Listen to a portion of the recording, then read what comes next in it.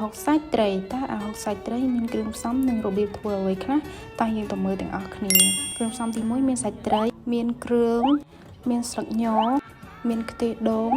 ស្ករសអំបិលរ៉ូឌី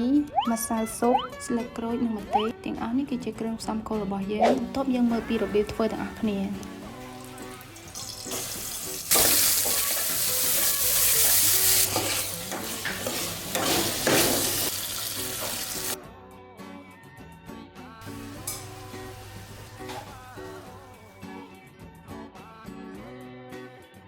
ឥឡូវនេះម្ហូបរបស់យើងបានជិតរួចរាល់ហើយបងប្អូនបន្ទាប់យើងធ្វើការយកម្ហូបរបស់យើងដាក់ចូលទៅក្នុងឆ្នាំងដីដែលមានរចនាប័ទ្មបែបខ្មែរពិតជាស្អាតខ្លាំងមែនទែនបងប្អូនជាមួយនឹងការបន្ថែមខ្ទិះដូងបន្តិចឲ្យមានសពរភាពស្អាតជាងមុននឹងកាន់តែឆ្ងាញ់ដល់បងប្អូនដែលអញ្ជើញមកភោជនីយដ្ឋានដាវការីកុំភ្លេចសាកកម្មងអាហុកត្រីណាបងប្អូន